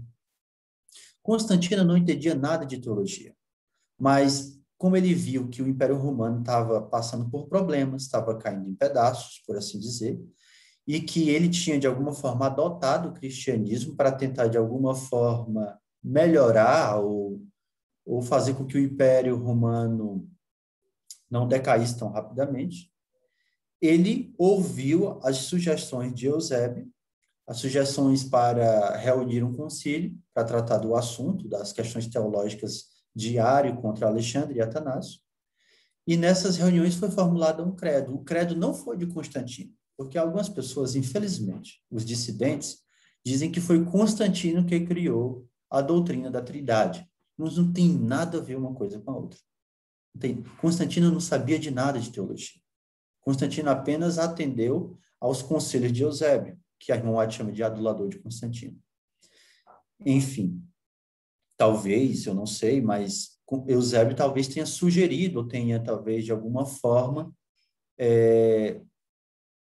convencido ou persuadido também Constantino a fazer o primeiro decreto dominical, no ano 321, né? Isso eu não sei. Isso aqui é só apenas uma hipótese. Ok? Então, assim, a questão é, o que foi, então, que foi estabelecido? Já terminamos por hoje. O que aqui o credo de Nicéia dizia? Eu só quero dizer para vocês que o credo de Nicéia é exatamente o que a Igreja Católica crê hoje sobre a divindade. Eu não vou falar isso hoje. Vai ser no nosso próximo estudo. O nosso próximo estudo tem como título, eu até coloquei aqui, olha como eu acho, é o que eu mais gosto. Quer dizer, é um dos que eu mais gosto. É o Concílio de Nicéia e os Valdenses. Nós vamos, então, estudar, eu não sei quando, se é amanhã não, amanhã é sábado, eu não sei, eu estou à disposição dos irmãos, quando os irmãos desejarem, mas a gente vai começar de onde paramos. Paramos no Concílio de Nicéia, no ano 325, e vamos ver, através da história, que foi formulado um credo que não era de acordo com a Bíblia, e que um grupo que queria conservar os ensinos apostólicos, inclusive a doutrina pura a respeito da divindade, que dizia que cremos que há três que testificam no céu, o Pai, a Palavra e o Espírito Santo, esses três são um. Um grupo que quis conservar essa verdade teve que se separar da igreja no quarto século, da igreja que agora se apostatou. Ela deixou de ser igreja apostólica cristã e passou a ser igreja apostólica romana. Então, esse grupo que se separou, nós vamos ver isso através da história e da inspiração, eles conservaram a verdade no Piemonte, nos lugares mais solitários da terra, e esse grupo que se separou ficaram conhecidos como os valdenses ou valdóis, que eram os habitantes dos vales. E lá a gente vai ver também o que é que eles ensinavam a respeito da divindade. Isso é muito interessante. Que Deus abençoe, irmãos. Espero ter ajudado hoje mais uma vez. Tá? Amém, amém. Deus seja louvado. É um assunto muito importante que nós agradecemos ao nosso Deus pela mensagem e pedimos uma bênção especial sobre a sua vida. Que o Senhor continue dirigindo a sua casa, fortalecendo a sua fé, te dando sabedoria dos altos céus, que o Senhor continue bem pedagógico. Eu, como professor, eu fico feliz de ver a maneira como foi conduzido, a maneira como foi exposto. Amém. E Deus seja louvado, glória a Deus. Nós pedimos que o Senhor abençoe todas as áreas da sua vida, viu, Efraim? Toda a sua Amém, família. Irani. Obrigado, eu estou precisando. Orem por mim mesmo, tá bem? Pois então, vamos colocar aqui você nas nossas orações. Vou colocar aqui seu nome na agenda de oração. Hoje nós vamos Amém. orar pela...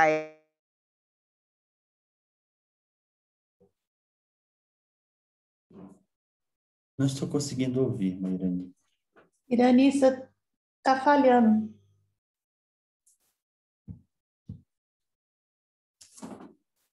No momento, nós vamos fazer as 3 orações para seguirmos com as considerações. E a Ponira, Marta, vocês podem orar?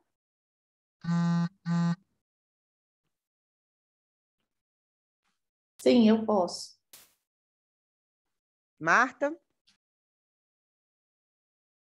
Então, o Efraim faz uma oração, aí a Ponira faz a segunda.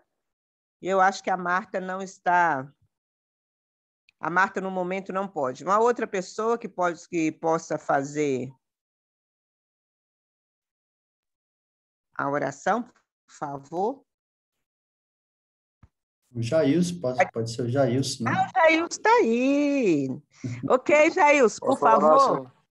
Obrigada. Efraim, logo em seguida aí a Ponira, e você, por favor. Sim.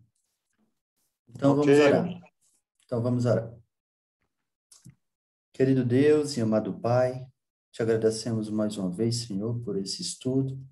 Agradecemos porque o Senhor não nos deixou, não permitiu que ficássemos na ignorância a respeito desses assuntos importantes, mas temos a nosso favor a história, temos a Tua palavra em primeira mão, também temos o Espírito de profecia para nos ajudar a compreender o que se passa atualmente, os ventos de doutrina que hoje, infelizmente, têm tirado muitos dos Teus filhos da nossa igreja, que nós possamos, através do estudo profundo, da investigação das Escrituras, da investigação no Espírito de profecia, na história da nossa igreja, aprender a verdade, aprender também com os erros do passado, com o que já aconteceu com nossos irmãos do passado, aprender com eles, como eles lidaram com a situação, que nós possamos também olhar para isso e aplicar as mesmas coisas no tempo presente, e ainda mais usando os recursos, né, que eles não tinham, que é um deles, o Espírito de profecia que temos nas nossas mãos.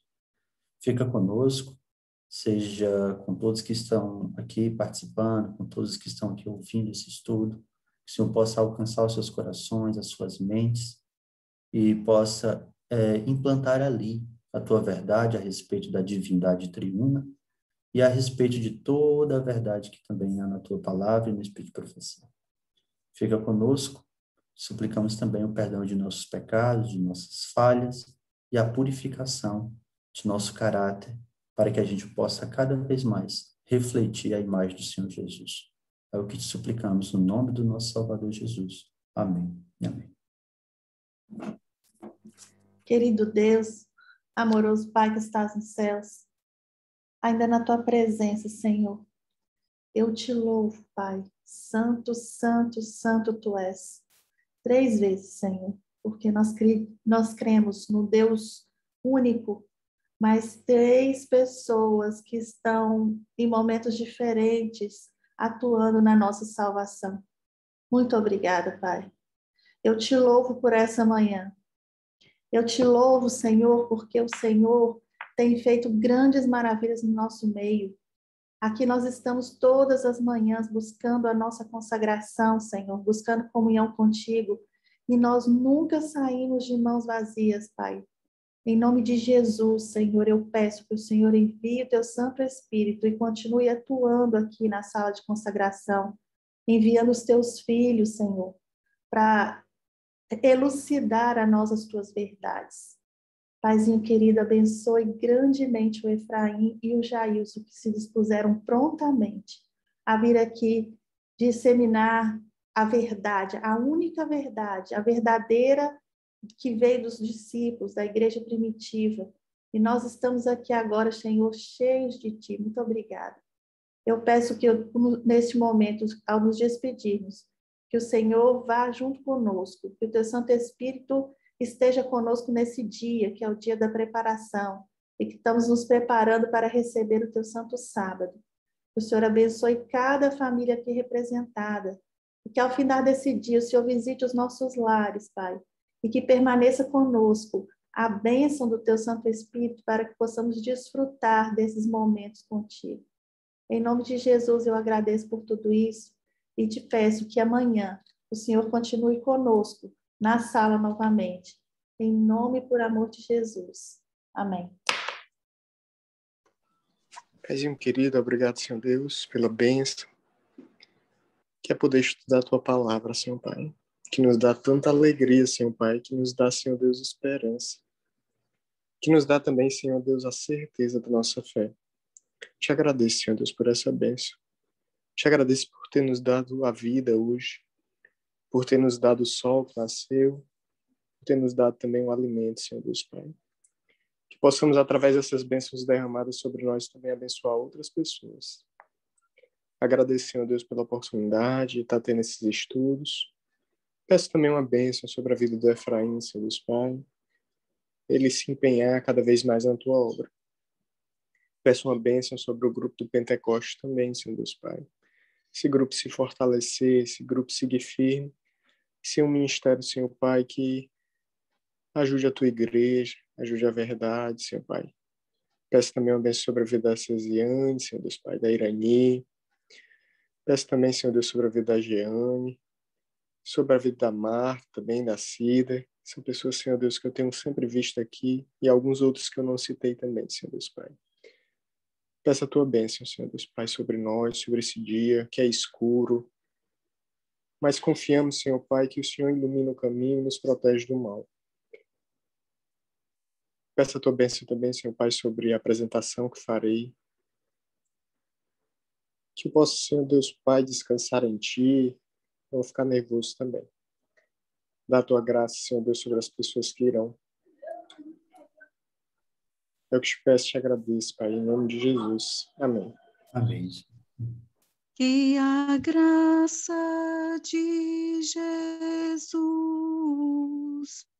o amor de Deus, o Pai, e a comunhão do Espírito habite em nós.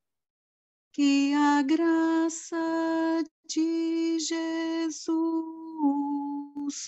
o amor de Deus, o Pai, e a comunhão do Espírito em nós estejam para sempre, eternamente. Amém. Amém. Amém, amém. Deus seja louvado. Neste momento, nós vamos abrir para as considerações e gostaríamos de saber, Jailson, você gostaria de fazer alguma consideração? Hoje eu estou muito nervoso, mas amanhã eu faço, tá bom? Eu preparei sobre o trono de Deus, mas hoje eu tô muito ansioso aqui, tá? Amanhã eu faço. Heloísa. A Heloísa gostaria de falar. Minha querida, seja bem-vinda. Bom dia, minhas amadas. Feliz dia da preparação para todos, né? Na verdade, eu quero fazer uma pergunta, né, para o Efraim. Ele disse, né, ontem e hoje também ele repetiu sobre a questão da divindade, aonde a gente não pode falar, né, de três deuses, né, que nós adventistas cremos em uma divindade, né, eu quero ver se é isso mesmo que eu compreendi, em uma divindade, e ali tem três deuses, né? Eu queria saber se esse conceito é o mesmo conceito que Deus colocou no casamento, quando Deus disse que o homem e a mulher se tornam uma só carne. Isso não quer dizer que o marido e a mulher se fundir e formar uma única pessoa.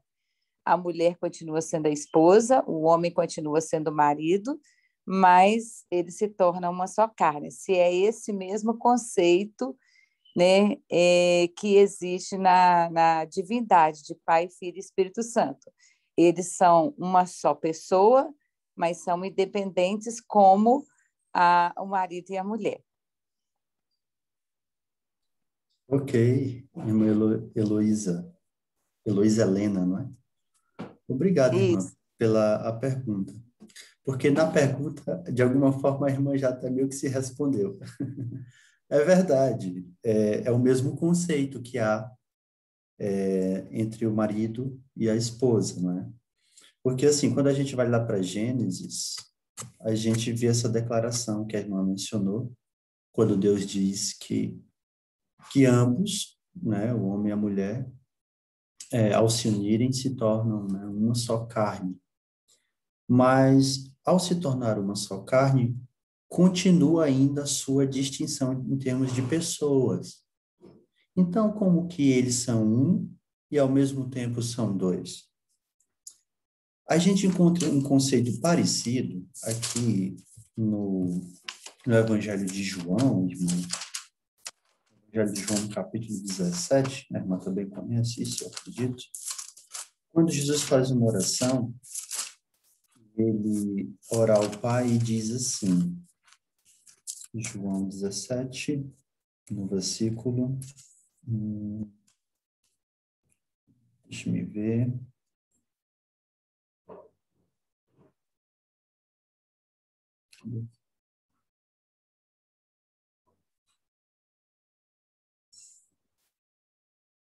versículo 21, né?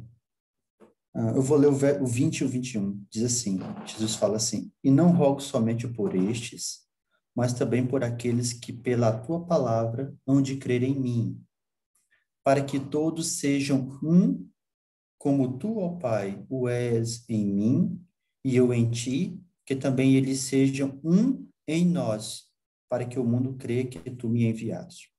Então, assim, a gente sabe que a igreja ela é constituída por várias pessoas, mas Jesus ele estava orando ao Pai para que os membros, essas pessoas, elas viessem a ser como que se fosse um. Mas esse um era em quê? Era em propósitos. Era no mesma doutrina, no mesmo pensamento, numa só fé, num só batismo. Então, dá para ser um em um sentido e conservar as personalidades distintas daqueles que compõem esse um, não é? Por assim dizer. Então, é mais ou menos isso mesmo, irmã Heloísa. Deus, a divindade, ela é única. Ela é uma única divindade. E ela não é composta por três deuses. A palavra divindade, ela é sinônimo da palavra Deus. Divindade é sinônimo da palavra Deus. Essa única divindade, ela é composta por três pessoas distintas. A gente não vai dizer três deuses distintos, porque se fosse três deuses distintos, seria três divindades. E aí nós estaríamos caindo no problema, que a gente já viu, que é o triteísmo pagão. O triteísmo, a crença em três divindades. O biteísmo, a crença em duas. E o politeísmo, a crença em mais, em várias divindades. Não é? Então, nós só cremos em uma única. Só que essa única divindade, ela é composta por três pessoas. E qual é o nome dessa divindade? Na Bíblia, nós encontramos, né, lá em Êxodo 34, quando Moisés pergunta para Deus que quando ele chegasse no Egito e perguntassem quem o enviou, Deus disse que fala assim para eles: o eu sou te enviou.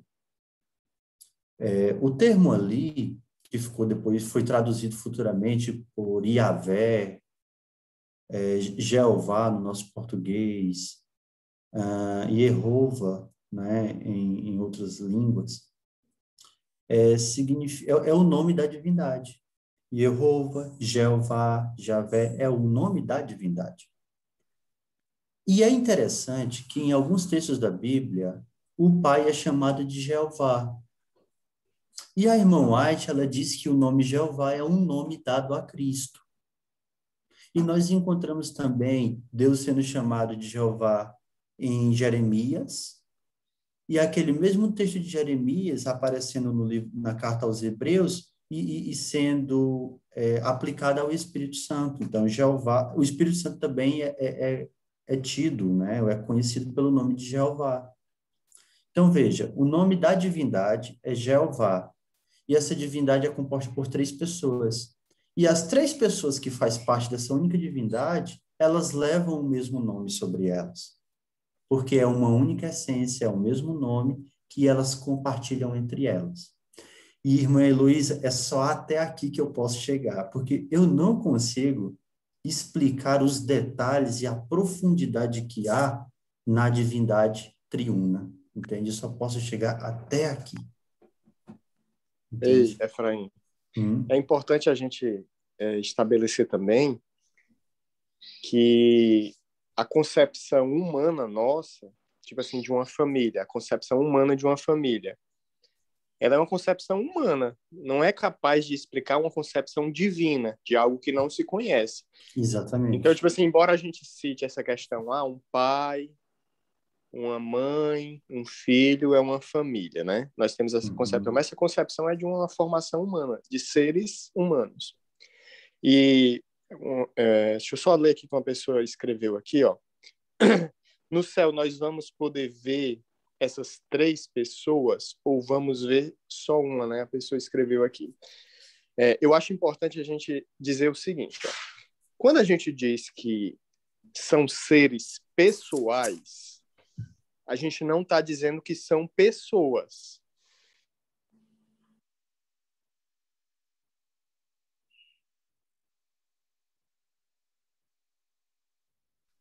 Fechou seu áudio, Jailson. Desculpa, tá? Não estava quando a gente diz que são três seres pessoais, não significa que são três pessoas. Então, no céu, nós não vamos ver três pessoas, mas são três seres pessoais, né? Que eles têm atributos de caráter, né?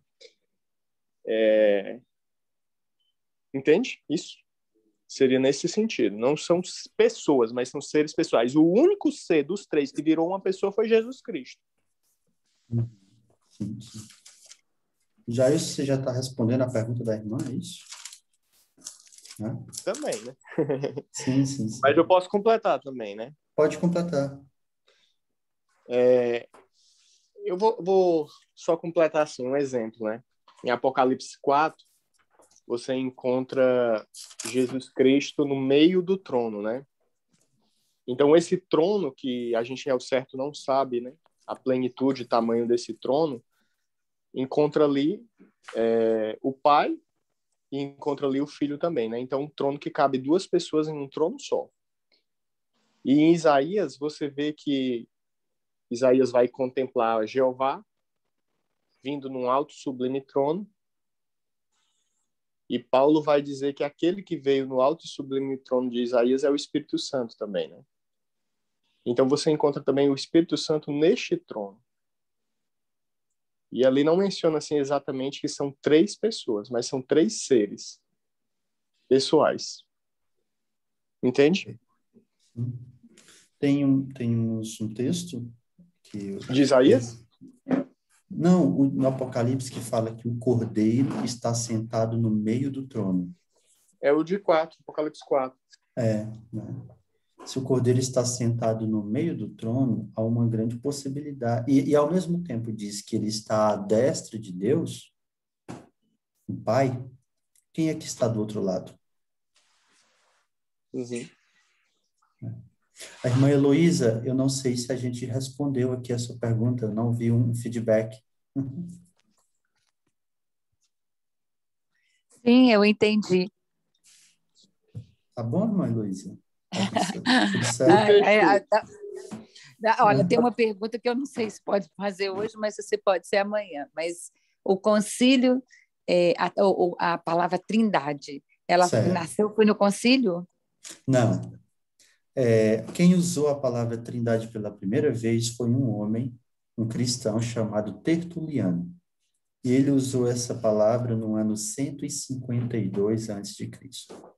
Ou seja, Constantino ainda nem tinha nascido, nem Eusébio de Nicomédia, nem Ário, nem Alexandre, nem existia. Então, quando as pessoas dizem que a Trindade nasceu no seio do catolicismo romano, e no ano 325, é um erro, não tem nada a ver. A palavra Trindade já foi usada no século II por Tertuliano, no ano 152, para se referir à divindade. Tá bom? Tá bem, irmã Heloísa? Ok, obrigada. Tá. Obrigada, Heloísa. Agora, Jailson, eu acho que se você falar o que você falou comigo ontem, eu acho que vai esclarecer ainda mais. Eu vou fazer um estudo, a gente vai fazer um estudo mais aprofundado, né? Disso também, né? Mais na frente. Em 3 minutos ontem, você clareou minha mente, assim, com 3 minutos que eu fiquei muito agradecida a Deus. Nós vamos estudar. Vamos estudar sim.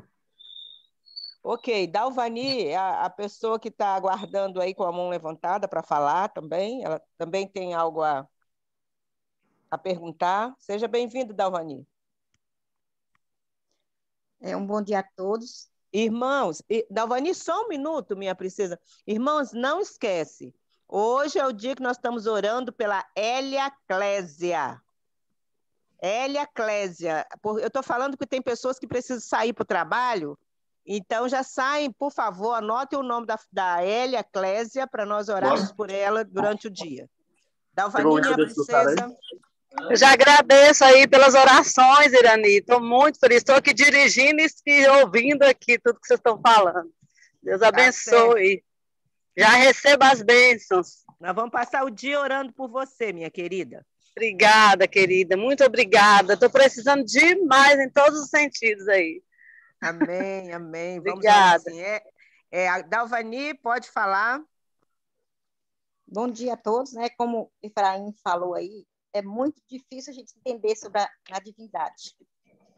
Mas eu queria ler aqui alguns parágrafos do livro Atos dos Apóstolos, no capítulo 5, na página 27, onde disse assim: Deus não limitou seu dom.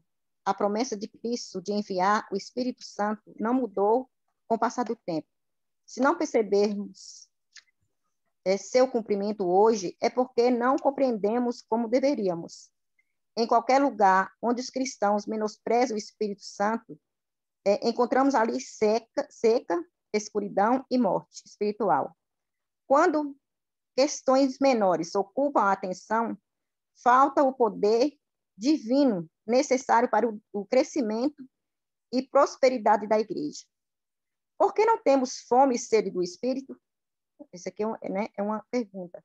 O Senhor está mais disposto a conceder o Espírito do que os pais a dar boas coisas a seus filhos.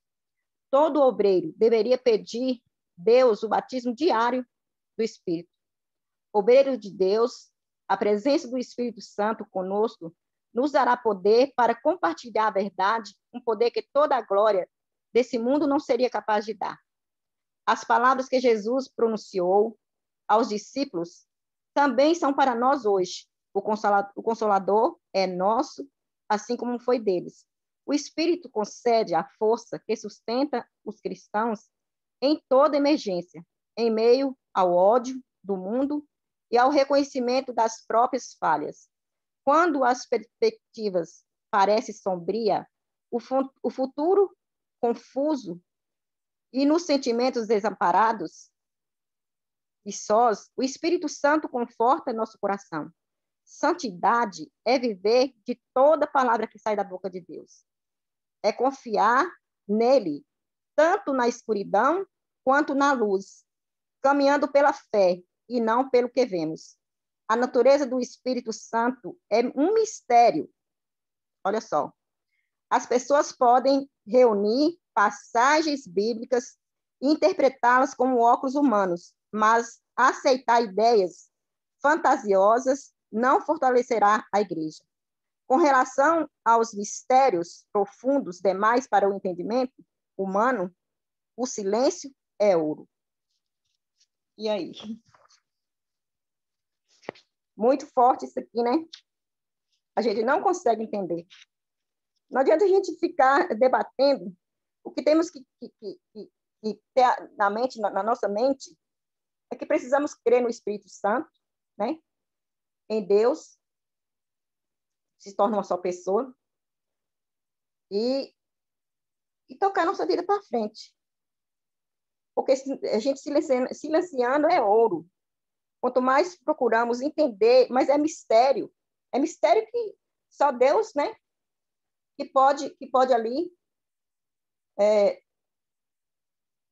conseguir ali firmar esse mistério, para que nós não podemos ficar com as mentes tão confusas, tão assim, cheias de problemas, querendo entender, né? Esses mistérios que só Deus pode conduzir. E nós não temos capacidade, né, de entendimento profundo. É bom, sim, a gente estar procurando entender um pouquinho, mas a gente nunca vai conseguir, porque são mistérios de Deus. Não sei se fui, né? Se fui franca aqui em falar, nesse momento agora. Mas que o Senhor nos ajude, né, a ter um conhecimento, para podermos pregar a palavra, viver conforme a palavra de Deus, né, que tudo que sai da boca de Deus, e a gente seguir a nossa vida, confiando nele.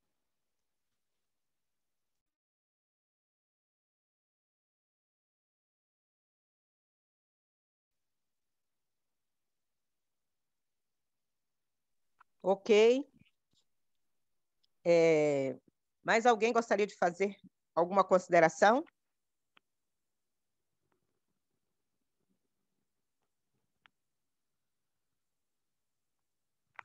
Não havendo, nós vamos, hoje é sexta-feira, é o dia de fazermos a preparação. Nós vamos fazer, então, a oração final. Dalvani? Oi.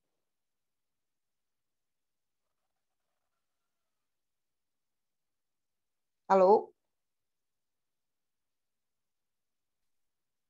Irani, nós não estamos te ouvindo.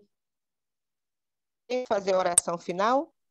Nós vamos orar, então, pelo Efraim, pela Hélia Clésia. Ela pede oração pelo esposo, que hoje vai passar por um momento vamos propor para ele, né, alguma coisa assim com relação ao sábado. Ela está pedindo para Minha amiga, Ele vai passar por uma aprovação para nós orarmos, para Deus mantê-lo firme Irani, com relação a ser fiel a Deus.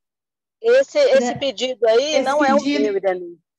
Esse pedido da Edilis. Isso. O meu então é também pelo trabalho do meu esposo. É da Edilis, então vou colocar aqui. Hélia, você escreve o seu pedido, por favor. Ela já escreveu, Irani. Já? Iapo, dá para você ler o pedido dela, por favor? Que eu vou copiar aqui também. O pedido da Edilis, então, é pelo esposo, que passará por uma aprovação referente à guarda do sábado. E ela pede também pelos sonhos da filha. E a Hélia Clésia pede pela vida espiritual da família dela e o trabalho do esposo.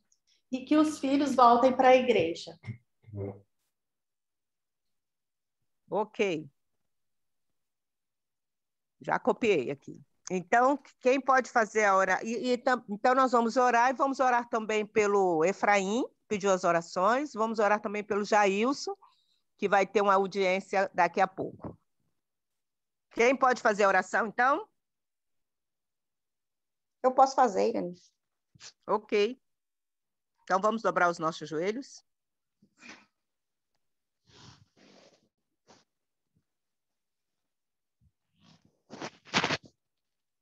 Querido Deus, maravilhoso Pai, obrigada, Senhor, pelo dom da vida. Obrigada porque o Senhor existe. E obrigada porque o Senhor nos tem chamado para estar mais perto de Ti. Querido Deus, muito obrigada por tudo que temos aprendido, por tudo que sai da Tua boca e por tudo que o Senhor tem nos conduzido a cada dia de nossa vida. Queremos pedir ao Senhor, pelo batismo do Espírito Santo, para que nós possamos, ó Deus, prosseguir a nossa vida, crendo no Senhor, que é o Deus Todo-Poderoso da face da terra. Nada podia existir se o Senhor não existisse. Nós cremos na sua existência, cremos que o Senhor é nosso Deus, o Deus Todo-Poderoso, Criador dos céus e da terra, de todas as coisas que neles existem. E que nós possamos, a cada dia, estar buscando a Tua palavra, estudando, mas tem uma coisa que nós precisamos urgentemente fazer. É poder pregar para as pessoas que estão nesse mundo, perecendo por falta de conhecimento.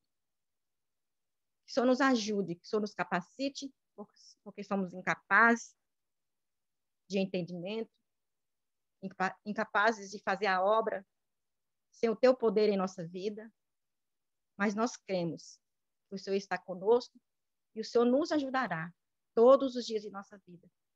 Quando buscamos, o Senhor está pronto a nos dar aquilo que nós pedimos, quando pedimos de coração. Então, por favor, Pai querido, amado Deus, nos ajude a vivermos conforme a Tua palavra, conforme a Tua vontade. Perdoa as nossas falhas e os nossos pecados perante Ti. Tenha compaixão de nossas vidas, Pai. Senhor, meu Deus, que o Senhor possa continuar abençoando a vida do irmão Efraim. Tantos conhecimentos maravilhosos, Pai. Que o Senhor possa abençoar também a vida do Jailson, que irá ter uma audiência hoje. Que o Senhor esteja na frente, na direção, para que tudo ocorra conforme a Tua vontade. Seja também com os pedidos aqui das irmãs, da irmã Hélia, que o Senhor possa conduzir toda a sua vida.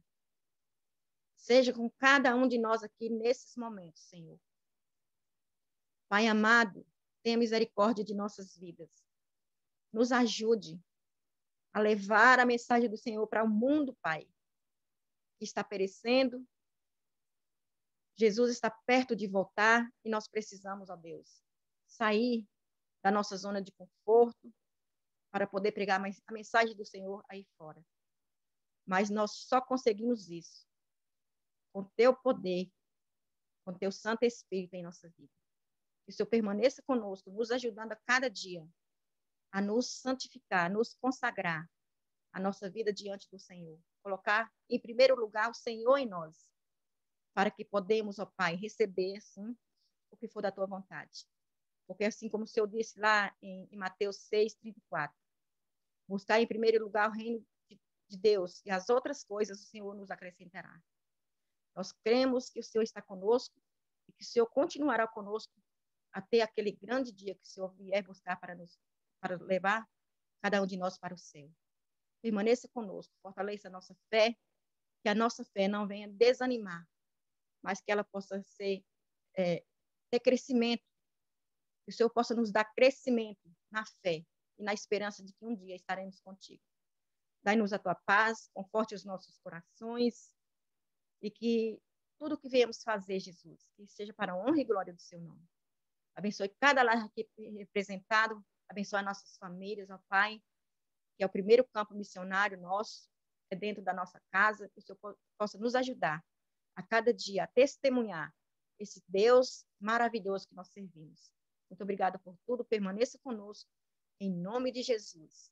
Amém, Senhor. Amém. Amém. Amém. Amém.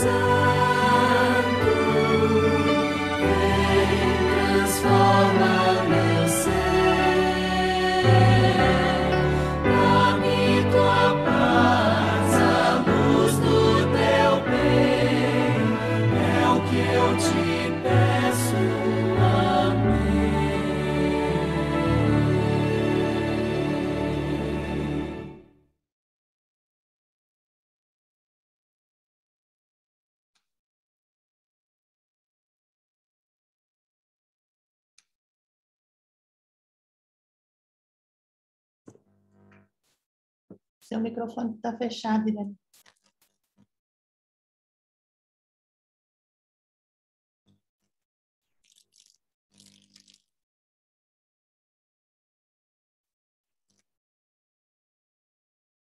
Irani?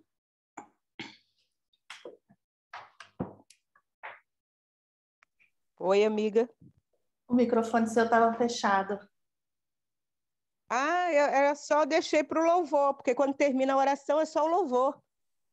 Ah, ok. Eu achei que você estava falando alguma coisa. Então. Não, minha princesa, é porque é só o louvor mesmo e aí a gente finaliza. Um bom dia a todos. Bom dia a todos. O Espírito Santo esteja conosco nesse dia da preparação. Bom dia, feliz preparação também. Bom dia a todos. Tchau, tchau, irmãos. Que Deus abençoe. Bom dia. E até Amém. amanhã. Efraim, eu vou chegar até você para falar o próximo dia, tá bom? Tudo bem, sem problemas. Tá bom? Um abraço. Outro, tchau.